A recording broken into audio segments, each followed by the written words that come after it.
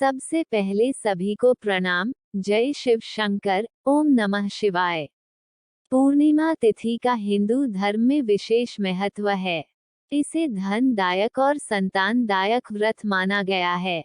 जो लोग पूरे विधि विधान से पूर्णिमा का व्रत करते हैं और पूर्णिमा के दिन चंद्रमा का अर्घ्य देते हैं, उन पर भगवान विष्णु और माता लक्ष्मी की विशेष कृपा होती है। आइए जानते हैं पूर्णिमा व्रत की कथा। द्वापर युग में एक समय की बात है कि यशोदा जी ने कृष्ण से कहा, हे कृष्ण, तुम सारे संसार के उत्पन्नकर्ता, पोषण तथा उसके संहारकर्ता हो। आज कोई ऐसा व्रत मुझसे कहो जिसके करने से मृत्युलोक में स्त्रियां को विधवा होने का भय न रहे तथा यह व्रत सभी मनुष्यों की मनोकामना पूर्ण करने वाला हो। श्री कृष्ण कहने लगे, हे माता, तुमने अति सुंदर प्रश्न किया है। मैं तुमसे ऐसे ही व्रत को सविस्तार कहता हूँ। सौभाग्य की प्राप्ति के लिए स्त्रियों को द्वात्रिंशत अर्थात 32 पूर्णिमाओं का व्रत करना चाहिए। इस व्रत को करने से स्त्रियों को सौभाग्य संपत्ति मिलती है। यह व्रत अचल सौभाग्य को देने वाला और भगवान शंकर के प्रति मनुष्य मात्र की भक्ति को बढ़ाने वाला है। यशोदा जी कहने लगी, हे कृष्ण, सर्वप्रथम इस व्रत को मृत्युलोक में किसने किया था, इसके विषय विस्तार पूर्वक मुझसे कहो। श्री कृष्ण जी कहने लगे कि इस भूमंडल पर एक अत्यंत प्रसिद्ध राजा चंद्रहास से पालित अनेक प्रकार के रत्नों से परिपूर्ण कातिका नाम की एक नगरी थी। वहां धनेश्वर नाम का एक ब्राह्मण था और इसकी स्त्री अति सुशील रूपवती थी। दोनों ही उस नगरी में बड़े प्रेम से साथ रहते थे। घर में धन धान्य आदि की कोई कमी नहीं थी। उनको एक बड़ा दुख था, उनके कोई संतान नहीं थी, जिस वजह से वह बहुत दुखी रहते थे। एक दिन एक बड़ा तपस्वी योगी उस नगरी में आया। वह योगी बाकी सभी घरों से भिक्षा मांगकर भोजन किया करता था, लेकिन उस ब्राह्मण के घर से भिक्षा नहीं मांगा करता था। एक दिन योगी गंगा किनारे भिक्षा मांगकर प्रेमपूर्वक खा रहा था कि धनेश्वर ने योगी को ये सब करते देख लिया। सब कार्य किसी प्रकार से देख लिया। अपनी भिक्षा अनादर से दुखी होकर धनेश्वर योगी से बोले, और सभी घरों से भिक्षा लेते हैं परंतु मेरे घर की भिक्षा कभी भी नहीं लेते, इसका कारण क्या है? योगी कहने लगा कि आपके धर्म हमें इस बात की आज्ञा नहीं देता है, क्योंकि अभी आप गृहस्थ जीवन में एक सुख से वंचित हैं। आपके घर संतान होने पर मैं आपके घर से भी भिक्षा स्वीकार कर लूंगा। उन्होंने कहा कि जिसे संतान नहीं है उसके घर से भिक्षा लेने से मेरे भी पतित हो जाने का भय है। धनेश्वर यह सब बात सुनकर बहुत दुखी हुआ और हाथ जोड़कर योगी के पैरों पर गिर पड़ा तथा दुखी मन से कहने लगा कि आप मुझे संतान प्राप्ति के उपाय बताएं। आप सर्वज्ञ हैं, मुझ पर अवश्य ही ये कृपा कीजिए। धन की मेरे घर में कोई कमी नहीं है, लेकिन मैं संतान न होने के कारण अत्यंत दुखी हूँ। आप मेरे इस दुख का हरण कीजिए। ये सुनकर योगी कहने लगे, तुम चंडी की आराधना करो। घर पहुंचकर उन्होंने ये सारी बात अपनी पत्नी को बताई और खुद वन में चला गया। वन में पहुंचकर उसने चंडी की आराधना की और उपवास किया। चंडी ने 16 दिन उसको सपने में दर्शन दिए और कहा कि हे धनेश्वर, जा तेरे पुत्र होगा, लेकिन उसकी आयु सिर्फ 16 वर्ष होगी। 16 वर्ष की आयु में ही उसकी मृत्यु हो जाएगी। अगर तुम दोनों स्त्री और पुरुष 32 पूर्णिमाओं को व्रत करोगे तो ये दीर्घायु हो जाएगा। जितनी तुम्हारा सामर्थ्य हो उतने आचे के दिए जलाकर शिवजी का पूजन करना, लेकिन पूर्णमासी 32 ही होनी चाहिए। सुबह होती ही तुम्हें इस स्थान के पास एक आम का पेड़ दिखाई देगा। उस पर चढ़कर एक फल तोड़कर अपने घर चले जाना। अपनी स्त्री का इस बारे में बताना। सुबह स्नान होने के बाद वह स्वच्छ होकर शंकर जी का ध्यान करके उस फल को खा ले। तब शंकर भगवान की कृपा से उसको गर्भ हो जाएगा। जब ब्राह्मण सुबह उठा तो उसे उस स्थान पर आम का पेड़ दिखाई दिया और वह उससे फल तोड़ने के चढ़ा, लेकिन वह पेड़ पर चढ़ नहीं पा रहा था।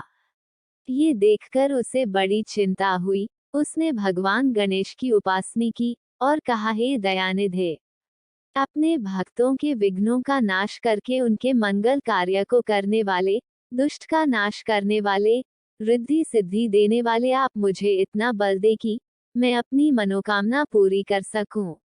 इसके बाद वह पेड़ से फल तोड़कर अपनी पत्नी के पास पहुंचा। उसकी पत्नी ने अपने पति के कहे अनुसार इस फल को खा लिया और वह गर्भवती हो गई। देवी की कृपा से उसे बहुत सुंदर पुत्र पैदा हुआ। उसका नाम उन्होंने देवीदास रखा। माता पिता के हर्ष और शोक के साथ वह बाल बढ़ने लगा।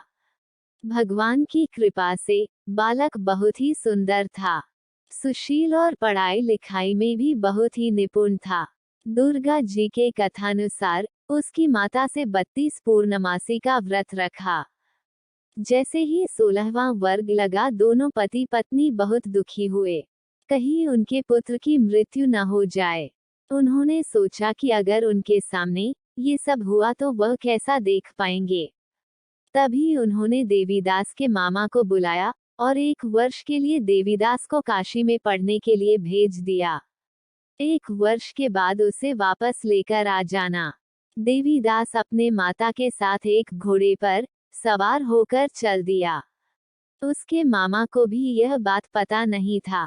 दोनों पति पत्नी से 32 पूर्णमासी का व्रत पूरा किया। दूसरी तरफ मामा और भांजा दोनों रात गुजारने के लिए रास्ते में एक गांव में रुके। उस दिन उस गांव में ब्राह्मण की कन्या का विवाह होने वाला था। जिस धर्मशाली में वर और बारात के बाकी लोग रुके हुए थे, उसी धर्मशाला में देवीदास और उसका मामा ठहर गए। उधर कन्या को तेल आदि चढ़ने के बाद जब लग्न का समय आया तो वर की तबीयत खराब हो गई।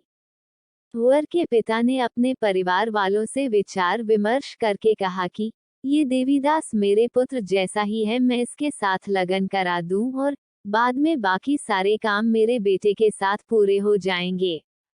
ऐसे कहने के बाद वर के पिता देवीदास को मांगने के लिए उसके मामा के पास गए और उन्हें सारी बात बताई। मामा ने कहा कि कन्यादान में जो कुछ भी मिलेगा वो हमें दे दिया जाए। वर के पिता ने बात स्वीकार कर ली। इसके बाद देवीदास का विवाह कन्या के साथ संपन्न हो गया। इसके बाद वह अपनी पत्नी के साथ भोजन न कर सका और मन में विचार करने लगा कि न जाने ये किसकी पत्नी होगी। ये सोचकर उसकी आंखों में आंसू आ गए। तब वधू ने पूछा कि क्या बात है, आप उदास क्यों हैं? तब उसने सारी बातें पत्नी को बता दी। तब कन्या कहने लगी, यह ब्रह्म विवाद के विपरीत है। आप ही मेरे पति हैं। मैं आपकी पत्नी रहूंगी, किसी अन्य की कभी नहीं। तब देवीदास ने कहा, ऐसा मत करिए क्योंकि मेरी आयु बहुत कम है। मेरे बात आपका क्या होगा? लेकिन उसकी पत्नी नहीं मानी और बोली, स्वामी आप भोजन कीजिए। दोनों रात में सोने के लिए चले गए। सुबह देवीदास ने पत्नी को 4 नगों से जड़ी एक अंगूठी दी और एक रुमाल दिया और बोला कि हे प्रिय, इसे लो और संकेत समझकर स्थिर चित हो जाऊं। मेरे मरण और जीवन जानने के लिए एक पुष्प वाटिका बना लो। उसमें सुगंधी वाली एक नव मल्लिका लगा लो। उसको प्रतिदिन जल से सींचा करें और आनंद के साथ खेलो कूदो। जिस समय और जिस दिन मेरा प्राणांत होगा उस दिन ये फूल सूख जाएंगे। जब ये फिर से हरे हो जाएं तो जान लेना मैं जीवित हूँ। ये समझाकर वह वहां से चला गया।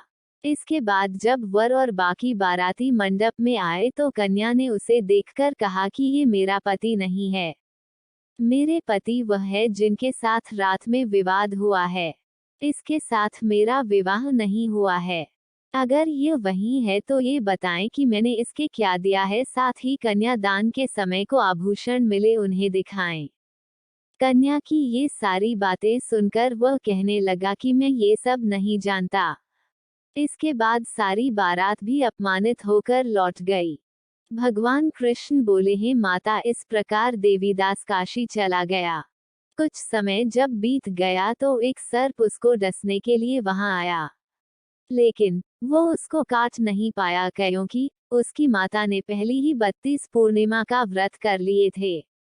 इसके बाद खुद काल वहां पहुंचा। भगवान की कृपा से तभी वहां माता पार्वती और भगवान गणेश आ गए।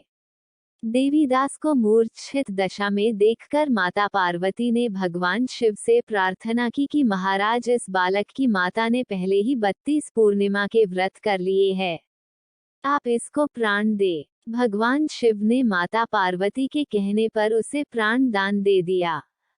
उधर उसकी पत्नी उसके काल की प्रतीक्षा कर रही थी। उसकी पत्नी ने जाकर देखा कि पुष्प और पत्र दोनों ही नहीं है तो उसको बहुत आश्चर्य हुआ, और जब उसने देखा कि पुष्पवाटिका फिर से हरी हो गई तो वह समझ गई कि उसका पति जिंदा हो गया है। इसके बाद वह बहुत ही प्रसन्न होकर अपने पिता से कहने लगी कि मेरे पति जीवित हैं, उनको ढूंढिए।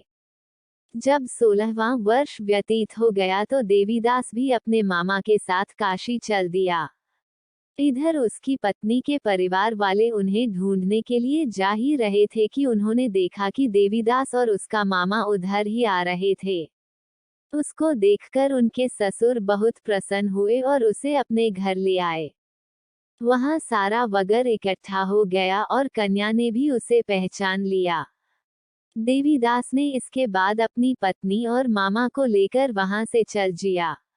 उसके ससुर ने भी उसे बहुत धन दहेज दिया। जब वह अपने घर की तरफ चल रहा था तो उसके माता पिता को लोगों ने खबर कर दी, तुम्हारा पुत्र देवीदास अपनी पत्नी और मामा के साथ आ रहा है। ऐसा समाचार सुनकर पहले तो उन्हें विश्वास नहीं हुआ, लेकिन जब देवीदास आया और उसने अपने माता पिता के पैर छुए तो देवीदास के माता पिता ने उनका माथा चूमा और दोनों को अपने सीने से लगा लिया। दोनों के आने की खुशी में धनेश्वर ने बहुत दान दक्षिणा ब्राह्मणों को दी। श्री कृष्ण जी कहने लगे कि इस तरह धनेश्वर को 32 पूर्णिमाओं को व्रत के प्रभाव से संतान प्राप्त हुई। जो स्त्रियां इस व्रत को करती हैं वह जन्म जन्मांतरों तक वैधव्य का दुख नहीं भोगती हैं और सदैव सौभाग्यवती रहती हैं, यह मेरा वचन है। यह व्रत संतान देने वाला और सभी मनोकामनाओं को पूरा करने वाला है। आज की कहानी यहीं समाप्त होती है। धन्यवाद। भगवान शिव आपके सभी सपने पूरे करें।